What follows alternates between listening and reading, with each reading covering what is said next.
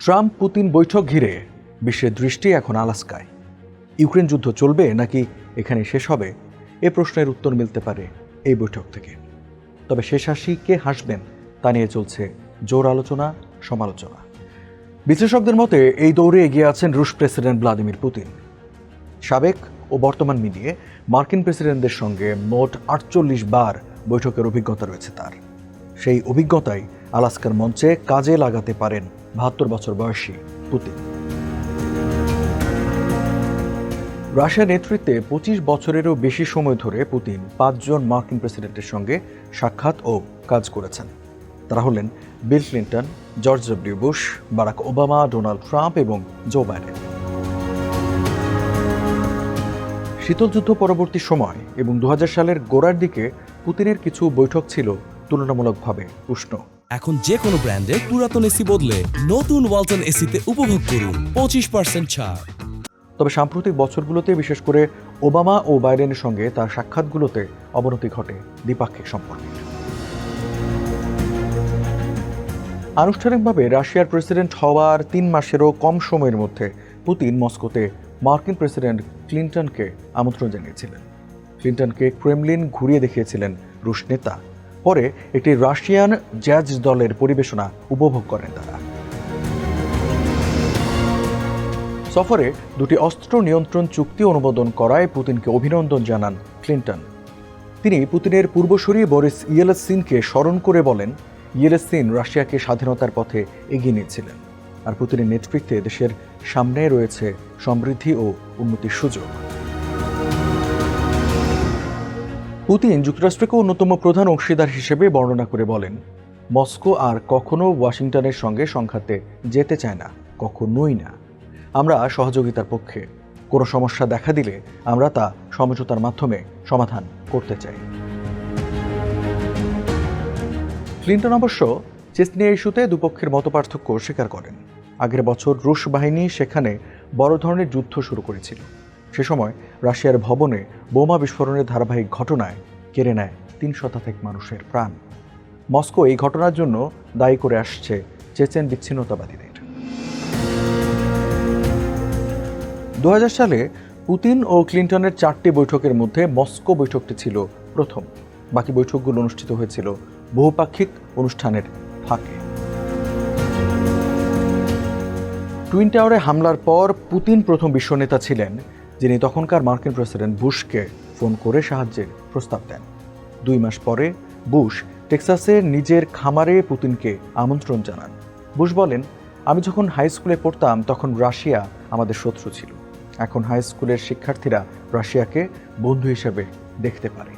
আমরা একসাথে কাজ করছি পুরনো বিভাজন ভেঙে সহযোগিতা ও বিশ্বাসের নতুন চেতনা গড়ে তোলার জন্য, যাতে বিশ্বের শান্তি নিশ্চিত করতে পারে। 2022 সালে তারা আবার দেখা করেন মস্কোয়। সেবার ন্যাটো সম্প্রসারণ ইস্যুতে দেশের মধ্যে অস্থিরতা দেখা দেয়। 2003 সালে ইরাকে মার্কিন আক্রমণ রাশিয়া যুক্তরাষ্ট্রের মধ্যে উত্তেজনা আরও বাড়িয়ে তোলে। এসবের মধ্যেও পুতিনের সঙ্গে উষ্ণ ব্যক্তিগত সম্পর্ক বজায় রেখেছিলেন বুশ। পুতিনকে মেইনের কেনেবাঙ্ক পোর্টে বুশ তার বাবা মায়ের বাড়িতে আমন্ত্রণ জানালে তা রক্ষা করেন রুশ প্রেসিডেন্ট হিসেবে বুশ এবং পুতিনের মধ্যে শেষ বৈঠকটি অনুষ্ঠিত হয়েছিল রাশিয়ার সোচিতে। তবে সেবার ইউরোপে একটি ক্ষেপণাস্ত্র প্রতিরক্ষা ব্যবস্থা নিয়ে দুপক্ষের মধ্যে উষ্ণতা অনেকটাই কম ছিল। এই সফরে ওয়াশিংটন মস্কো সম্পর্কে কোনো উন্নতি হয়নি বলে স্বীকার করেছিলেন 2 নেতাই। এসবের পরও তাদের ব্যক্তিগত সম্পর্ক অক্ষুণ্ণ ছিল। পুতিনের সঙ্গে মোট 28 বার দেখা করেছিলেন বুশ। এবার পুতিন প্রধানমন্ত্রী আর দিমিত্রি মেদভেদেভ রাশিয়ার প্রেসিডেন্ট। সেবার মস্কো সফরের সময় মার্কিন প্রেসিডেন্ট ওবামা দেখা করেন পুতিনের সঙ্গে। 2008 সালে জর্জিয়ার রাশিয়ার আক্রমণ নিয়ে তাদের মতপার্থক্য ততদিনে তুঙ্গে। সফরে ওবামা পুতিনকে বলেন, আমরা হয়তো সবকিছুতেই একমত নাও হতে পারি, কিন্তু আমি মনে করি পারস্পরিক শ্রদ্ধা এবং পরামর্শের ক্ষেত্রে আমরা এক হতে পারি। নর্দার্ন আয়ারল্যান্ডে G8 শীর্ষ সম্মেলনের ফাঁকে ওবামা ও পুতিনের দেখা হয়। রাশিয়াকে 1998 সালে এই গ্রুপে যুক্ত করা হয়েছিল। ক্রিমিয়া দখলের পর 2014 সালে করা হয় বহিষ্কার। সে সময় তাদের মধ্যে হতাশা এতটাই স্পষ্টভাবে প্রকাশ পায় তা উঠে আসে শিরোনামে। এর পেছনে ছিল সিরিয়া যুদ্ধ। গৃহযুদ্ধের মধ্যে যুক্তরাষ্ট্র এবং তার মিত্ররা তৎকালীন প্রেসিডেন্ট বাশার আল আসাদের পদত্যাগ চেয়েছিল। অন্যদিকে রাশিয়া ছিল আসাদের পক্ষে। পেরুতে অনুষ্ঠিত এপেক শীর্ষ সম্মেলনে যখন ওবামা এবং পুতিন নবম এবং শেষবারের মতো দেখা করেন, তখন তাদের মধ্যে লোক দেখানো আন্তরিকতাও ছিল না। কারণ রাশিয়া 2014 সালে তার মিত্র ও সাবেক ইউক্রেনীয় প্রেসিডেন্ট ভিক্টর ইয়ানুকোভিচের বিরুদ্ধে অভ্যুত্থান ঘটানোর জন্য আমেরিকাকে অভিযুক্ত করেছিল। একই সময় ক্রিমিয়া দখলের জন্য যুক্তরাষ্ট্র এবং তার মিত্ররা রাশিয়ার উপর আরোপ করে নিষেধাজ্ঞা। সম্মেলনের ফাঁকে মাত্র 4 মিনিট কথা বলেছিলেন পুতিন ও ওবামা। ওই আলোচনায় ওবামা পুতিনকে বলেছিলেন রাশিয়া যেন মিনস্ক চুক্তি মেনে চলে। ইউক্রেনে শান্তি প্রতিষ্ঠার লক্ষ্যে ওই চুক্তি স্বাক্ষরিত হয়েছে। প্রথম দফায় নির্বাচিত হওয়ার 1.5 বছরের মাথায় ফিনল্যান্ডের হেলসিঙ্কিতে পুতিনের সঙ্গে দেখা হয় ট্রাম্পের।